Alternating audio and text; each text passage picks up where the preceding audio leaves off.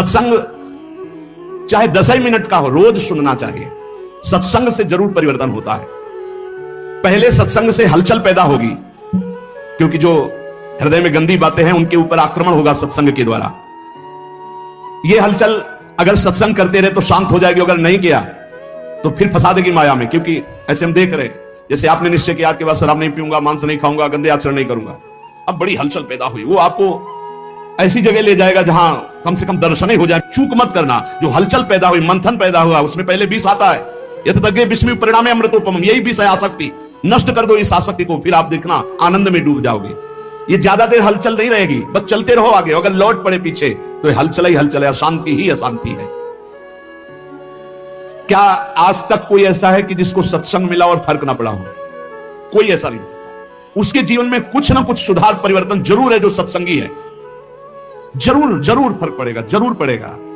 ऐसा हो नहीं सकता कि चंदन के आसपास के वृक्ष, चाहे वो नीम हो चाहे बबूल हो, उनमें सुगंध ना आ जाए। ऐसे ही संत संग से जीवन में भागवतिकता ना आ जाए, ऐसा हो नहीं सकता। या वो संत नहीं है और या आप बहुत बड़े अपराध कर रहे हो वर्तमान में, इसलिए कोई फर्क नहीं पड़ रहा। नहीं तो सत्संग का निश्चित फर्क पड़ता है।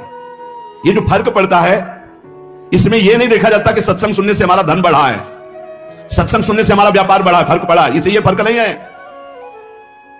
यह देखा जाता है सत्संग सुनने से हमारे विकार कितने कम हुए, सत्संग हमें कितनी गंदी बातों से हटाकर सच्चे मार्ग पर, अच्छे मार्ग पर। यह चमत्कार है सत्संग का।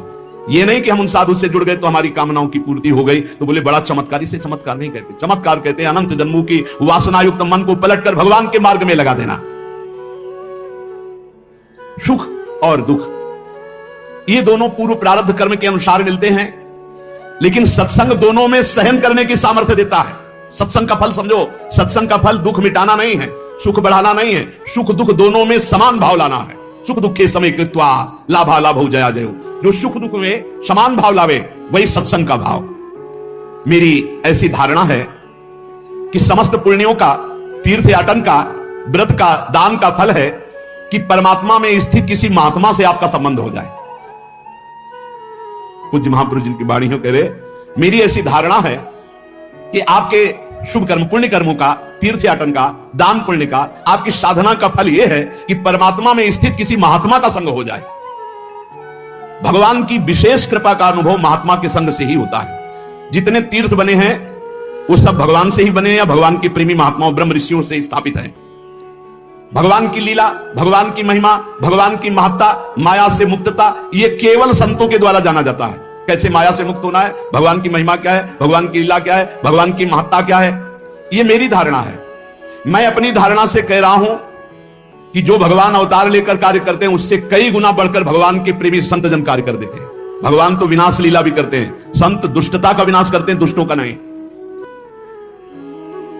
बड़ी विशेषता है भगवान और भगवान के भक्तों में। भगवान तो कहते हैं परित्राणाय साधूनाम विनाशाय च दुष्कृताम, दुष्कृत करने वालों का विनाश कर देता हूं। लेकिन संत जन है भगवान से जो प्रेम करते हैं वो दुष्टता का विनाश करके उसे महात्मा बना देते हैं, उसे मारते नहीं है। भगवान की महिमा अगर किसी के हृदय में जागृत हुई तो जरूर संत वचन कान में पड़े हैं। भगवान को बड़ा संतोष होता है जब जीव कभी किसी संत को अपना मान लेता है और भगवान उस पर अपार कृपा करने लगते हैं। यह मेरी धारणा है। संसार का सबसे ज्यादा लाभ भगवान के प्रेमी जनों से होता है। संतों में कोई कमी नहीं रखते भगवान, अपनी संपूर्ण सामर्थ्य विराजमान कर देते हैं। संतों में विशेषता आती है, वो श्री भगवान से आती है। संतों की खुद विशेषता नहीं होती, वो श्री भगवान की होती है। इसलिए संत जनों से जगत का बड़ा मंगल होता आया है। भगवान की कृपा से ही संतों का यश होता है और संतों के यश से जगत का मंगल होता है। परंतु वो संत नहीं होते जिनके हृदय में भाव होता है कि मेरे द्वारा जगत मंगल होता है, मेरा नाम हो रहा है, मैं ऐसा करता हूं, मैं ऐसा कर सकता हूं। वो अज्ञानी है, संत नहीं है। जिसमें होता है सब प्रभु की कृपा। ये अंदर की बात है। ये बड़े आदरणीय महापुरुष होते हैं जिनके हृदय में कहीं किंचित मात्र अहम नहीं होता। वो बड़ी से बड़ी महिमा को भी अपने प्रभु की देखते हैं, कहीं अपना अस्तित्व नहीं। यही महात्मा की पहचान है, यही महात्मा की महिमा है। उसकी यही विशेषता है, बड़ा विलक्षण है। आप खुद अनुभव कीजिएगा, जब आपको सच्चे महात्मा का संग मिलेगा तो उनकी बात हथौड़े की तरह चोट करेगी आपके हृदय में। और आपका परिवर्तन कर देगी, पक्का पक्का। वाणी का असर उसी का होता है जो सत्य परमात्मा में चित्त जोड़े होता है। आप लोग प्रत्यक्ष अनुभव करना, महात्मा के वचनों का प्रभाव आपका परिवर्तन करके ही रहेगा। लाखों की तादाद में सुधरते हुए देखा गया उस सत्संग से जो स्वयं संत है, जो स्वयं अपना चित्त भगवान में रखे हुए। देखो, एक चर्चा होती है, उद्देश्य उसका कहने को हम कुछ भी कह सकते हैं, आंतरिक उद्देश्य को सर्वज्ञ भगवान पहचानते हैं। अगर आंतरिक उद्देश्य है भगवान की चर्चा और सबका मंगल, केवल यही उद्देश्य है, निश्चित परिवर्तन होगा। वो आंतरिक उद्देश्य है अर्थ प्राप्ति, भोग प्राप्ति, मान प्राप्ति, भगवत प्राप्ति की कहीं कोई आंतरिक बात, उसका प्रभाव नहीं पड़ेगा। थोड़ी देर मनोरंजन भले हो, प्रभाव नहीं पड़ सकता। भगवान में जिन्होंने चित्त जोड़ दिया, ऐसे संतों की अपार महिमा, अनंत असीम प्रभाव। मेरी वाणी में सामर्थ्य क्या मैं कह सकूं। आज तक संसार में जितनी अच्छाई है, भलाई है, उसमें किसी न किसी महात्मा का उसके जीवन में हाथ है। आज तक किसी का इस संसार से कल्याण हुआ है, उद्धार हुआ है, किसी न किसी महात्मा की शरण में वो गया है। तब ऐसा कोई नहीं है जो महात्मा की शरण में ना हुआ हो और उसका कल्याण हो गया हो, उसमें देवी संपदा आ गई हो, उसका उद्धार हो गया हो। बड़े भाग्यशाली हैं जिन पर महात्माओं का अपनापन है। महात्माओं से अपनापन पुण्यात्मा, लेकिन जिनका महात्माओं ने अपनापन स्वीकार कर लिया, ये अपने हैं, ऐसा जिनके चिंतन में आने लगा, बड़े भाग्यशाली हैं। भगवान जब विशेष कृपा करते हैं तब महात्माओं के हृदय में प्रियता पैदा कर देते हैं सामने वाले के प्रति। नहीं तो निरपेक्ष महात्माओं के हृदय में कैसे आ सकता है कि अपना है। अपना और पराया तो मायाकृत शब्द है, लेकिन ये अपना भगवत कृपा से आता है। जब द्रव्य दीन दयालु राघव तो साधु संगति पाई, और वो साधु संगति ये अपने हैं, ऐसा भाव आ जाना। संसार नाश की तरफ ले जा रहा है, संसार में महात्मा कल्याण की तरफ ले जा रहे हैं, बड़ा अंतर है। संसार प्रतिपल नाश की तरफ ले जा रहा है, महात्मा प्रतिपल कल्याण की तरफ। ये भगवान एक नंबर कृपा करिए है। जिनके ऊपर एक नंबर की कृपा है वो कल्याण की तरफ बढ़ रहे हैं। दुनिया मात्र अगर महात्मा का संग मिल जाए तो सबका कल्याण हो जाए। राम सिंधु घन सज्जन धीरा, चंदन तरु हरि संत समीरा। भगवान आनंद समुद्र है तो उस आनंद समुद्र की वर्षा करने वाले महात्मा जन है। हर शास्त्र से, अपनी तपस्या से, भजन से उस आनंद के शब्दों को घसीटा और बरसा दिया सत्संग के द्वारा। भगवान चंदन का वृक्ष है तो संत वायु हैं, उस सुगंध को फैलाने वाले हैं। जितना लाभ संतों से होता है उतना और किसी से नहीं होता। मतलब समुद्र भी उतना लाभ सबको नहीं दे सकता जितना वर्षा से होता है, क्योंकि समुद्र के पास जाना पड़ेगा, वर्षा तो फैलकर सब जगह होती है। ऐसे संत चलते फिरते तीर्थ है। भगवान आनंद समुद्र हैं तो आनंद समुद्र तक पहुंचना बड़ा कठिन, तो उस आनंद समुद्र की हर आनंदमयी बात लेकर संत जन प्रवचन के द्वारा, सत्संग के द्वारा संसार को भिगोते रहते हैं भगवत रस में, भगवत आनंद में। आनंद की बाढ़ अगर कहीं आई है तो सत्संगी के हृदय में ही आई है। भगवान के प्रेमी भक्त अगर कोई बने हैं तो संत कृपा से बने हैं। इसलिए अगर किसी को सत्संग प्राप्त हो गया है तो उसे छोड़ना नहीं। ये दुर्लभ वस्तु है। सुतदारा धन लक्ष्मी पापियों के घर होए, संत समागम हरि कथा तुलसी दुर्लभ दोए। महासंगस तो दुर्लभ हो। भगवान का पूजन करना, भगवान का भजन करना, भगवान का चिंतन करना आज तक किसी के जीवन में आया है तो संत संग से आया है। हम तो ये देख पा रहे हैं कि भगवान से भी अधिक कृपा महात्माओं की जोरदार होती है, क्योंकि भगवान सबके हृदय में रहते हुए भी दुर्गति बंद नहीं हो रही, और संत का सानिध्य प्रगट में मिल गया तो दुर्गति वहीं से रुक जाएगी। बिल्कुल सच्ची बात। हमारा सबसे बड़ा लाभ का केंद्र संत महात्मा है।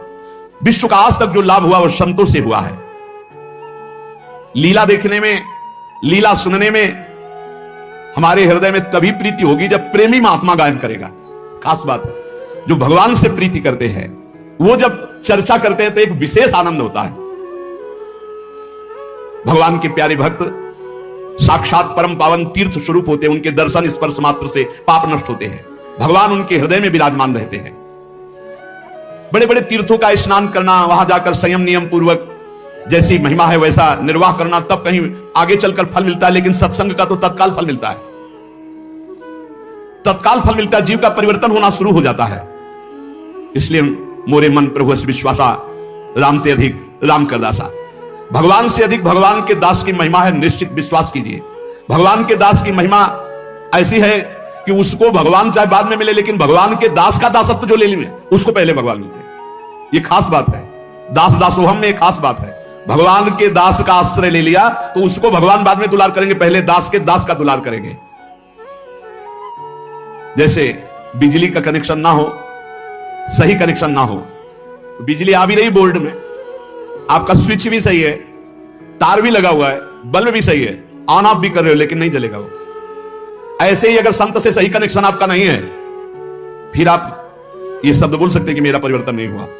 बल्ब भी सही है, तार भी सही है, स्विच भी सही है, बोर्ड में बिजली भी आ रही है, बस थोड़ा और अंदर डालने की जरूरत थी तार, जिससे कनेक्शन हो जाता। कनेक्शन नहीं हुआ तो ऑन करते रहिए, वो जलेगा नहीं, तब आपको लगेगा कि बिजली नहीं है। नहीं, बिजली है उसमें, आपके कनेक्शन की कमी है।